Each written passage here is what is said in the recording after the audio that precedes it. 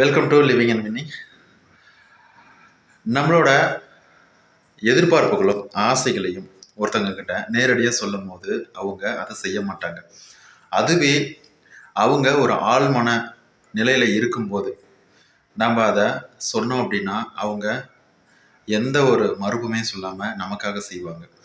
இது நிறைய ஆராய்ச்சியாளர்களால் நிரூபிக்கப்பட்ட ஒரு விஷயம்.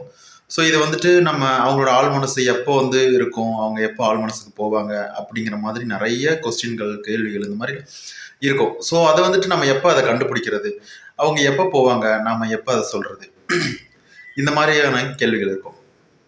பொதுவாக நம்ம லா ஆஃப் அட்ராக்ஷனை அதிகம் பேர் எதுக்காக யூஸ் பண்ணுறாங்க? வேலை, பணம் இதெல்லாம் தாண்டி, இதெல்லாம் கிடைக்கணும் அப்படிங்கிறத தாண்டி ரிலேஷன்ஷிப் தான் அதிகமாக யூஸ் பண்ணுறாங்க. ஒரு ரிலேஷன்ஷிப்பை மேனிஃபெஸ்ட் பண்ணுறது, அதாவது புதுசாக ஒரு ரிலேஷன்ஷிப்பை மேனிஃபெஸ்ட் பண்ணுறது, இல்லை பழைய ரிலேஷன்ஷிப்பை பில்ட் பண்ணுறது, இல்லை பிரேக்கப் ஆன ஒரு ரிலேஷன்ஷிப்பை திரும்பவும் ரீபில்ட் பண்ணுறது, திரும்பவும் கொண்டு வர்றது, இந்த மாதிரி நிறைய ரிலேஷன்ஷிப் சம்மந்தமான உறவுமுறை சார்ந்த விஷயத்தை தான் அதிகமாக எதிர்பார்க்குறாங்க. இதில் இந்த விஸ்பர் மெத்தடுக்கும் இதுக்கும் என்ன சம்மந்தம்? இப்போ நம்ம பேசிகிட்டு இருக்க டாப்பிக்குக்கும் விஸ்பர் மெத்தடுக்கும் என்ன சம்மந்தம் உங்களுக்கு தெளிவாக சொல்கிறேன். ஸோ அதுக்கு முன்னாடி நம்ம சேனலுக்கு புதுசாக வரீங்க அப்படின்னா சப்ஸ்கிரைப் பண்ணிவிட்டு பெல் ஐக்கானை கிளிக் பண்ணிக்கோங்க. அதுக்கப்புறம் என்னோட வாட்ஸ்அப் நம்பர் டிஸ்கிரிப்ஷனில் இருக்குது. உங்களுக்கு சக்ஸஸ் ஸ்டோரிஸ் ஏதாவது இருந்தது அப்படின்னா நீங்கள் ஒரு ஆடியோ ஃபார்மெல்லாம் ரெக்கார்ட் பண்ணி எனக்கு சென்ட் பண்ணலாம். நம்ம சேனலில் உங்கள் பர்மிஷனோட போடலாம். அது மற்றவங்களுக்கு ரொம்ப யூஸ்ஃபுல்லாக இருக்கும். இங்கே எல்லாமே ஆழ்மன பதிவுகளாக தான் இருக்குது. ஆழ்மன பதிவுகள் தான் ஒருத்தரை வழிநடத்துது. அதாவது ஒருத்தங்க நல்லவங்க இல்லை கெட்டவங்க, நமக்கு நல்லது பண்ணிட்டாங்க, கெட்டதுல் பண்ணிட்டாங்க அப்படின்னு நம்ம ஞாபகம் வச்சு அவங்கள பழி தீர்க்கவோ இல்லை அவங்களுக்கு நன்மை செய்யவோ இந்த மாதிரியான ஆழ்மன பதிவுகள் தான் உருவாகுது. ஸோ ஆழ்மன பதிவுகள் எப்போ நடக்கும் அப்படின்னா, நம்மளோட ஆழ்மனசு எப்போ ஓப்பன் ஆகிருக்கோ அந்த டைமில் நம்ம என்ன நினைக்கிறோமோ அந்த டைமில் ஆழ்மனசு பதிவுகள் உருவாகுது. இப்போது ஆழ்மனசு பதிவுகள் எல்லாமே உருவாகுது அப்படின்னா அப்போ ஆழ்மனசு ஓப்பனாக இருக்கணும்.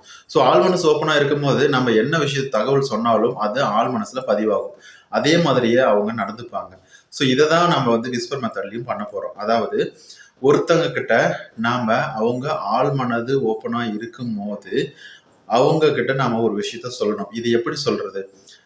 என்னோட நபர் தூரத்தில் இருக்காங்க, நான் அதை போய் நேரில் பார்த்து பேச முடியாத நிலைமையில இருக்காங்க அப்படின்னா நீங்கள் அதாவது அவங்க காதலாக சொல்லணும், மெதுவாக சொல்லணும். ஸோ இப்படி இருக்கும் பட்சத்தில் அவங்க தூரத்தில் இருக்காங்க, எதிர்பார்த்த டைமில் நம்ம போய் பார்த்து பேச முடியாது, என் கூட சண்டை போட்டிருக்காங்க, இந்த மாதிரி பலவிதமான சந்தேகங்கள் இருக்கும். இந்த மாதிரி சமயத்தில் நாம் எப்படி அதை சக்ஸஸ் பண்ண வைக்கிறது? ஸோ அதுக்கு இன்னொரு வழி இருக்குது. அதுதான் கற்பனையில் நாம் பண்ணுறது. இந்த உலகத்தில் கற்பனையில் உருவான எல்லா விஷயமே நிகழ்காலத்தில் ரியாலிட்டியிலே உருவாகிருக்கு. அதாவது நான் ஏற்கனவே முன்ன வீடியோவில் சொன்ன மாதிரி கற்பனை உலகத்தில் நாம் கற்பனை பண்ணி பார்க்கும் போது அந்த பொருள் எப்படி இருக்கோ அதையும் நிஜ உலகத்துலேயும் செஞ்சுருக்காங்க, உண்மையாக உருவாக்கியிருக்காங்க.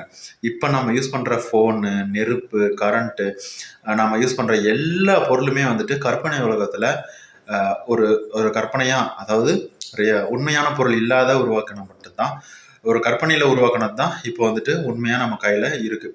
ஸோ அந்த மாதிரி கற்பனை உலகத்தில் நாம் அவங்க காதில் நம்ம எதிர்பார்த்த விஷயங்களை அதை சொல்லும் போது அவங்களுக்கு அது போய் சேரும்.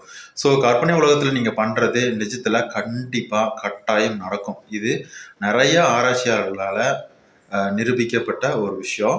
ஸோ இந்த விஸ்பர் மெத்தடு அப்படிங்கிறது நம்ம ஆசைகளை, நம்மளோட எதிர்பார்ப்புகளை நம்ம ஒருத்தங்களை மனசை மாற்றணும். அதாவது நம்மளோட உறவுமுறை சார்ந்த விஷயத்துக்காக நான் சொல்கிறேன்.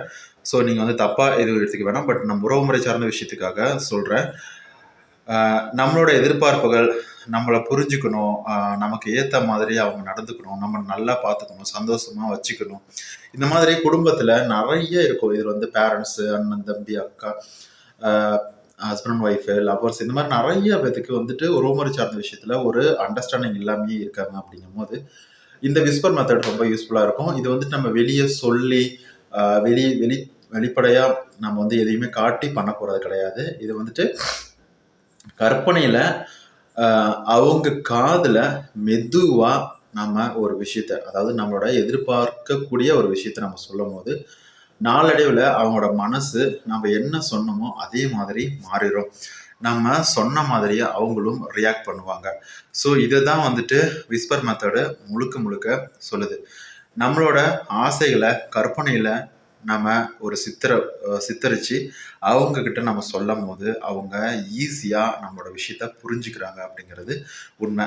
ஸோ உங்களுக்கு வந்துட்டு எந்த ஒரு ஆசை இருக்குது, என்ன மாதிரியான ஆசைகள் இருக்குது அப்படின்னா, மற்றவங்களோட அதாவது உறவுமுறை சார்ந்த விஷயத்த வந்து சரி பண்ணணும்னு நினைக்கிறீங்க அப்படின்னா இந்த விஸ்பர் மெத்தடை நீங்கள் யூஸ் பண்ணலாம். சரிங்களா? இந்த வீடியோ பிடிச்சிருக்கும் அப்படின்னு நம்புறேன். முடிஞ்சால் ஒரு லைக் பண்ணுங்கள், மற்றவங்க ஷேர் பண்ணுங்கள், உங்களோட கருத்துக்களை கமெண்ட்டில் சொல்லுங்கள். அதுக்கப்புறம் என்னோட வாட்ஸ்அப் நம்பர் டிஸ்கிரிப்ஷனில் இருக்குது. உங்களுக்கு சக்ஸஸ் ஸ்டோரிஸ் இருந்தது அப்படின்னா நீங்கள் அதுக்கு சென்ட் பண்ணலாம். ரொம்ப நன்றி.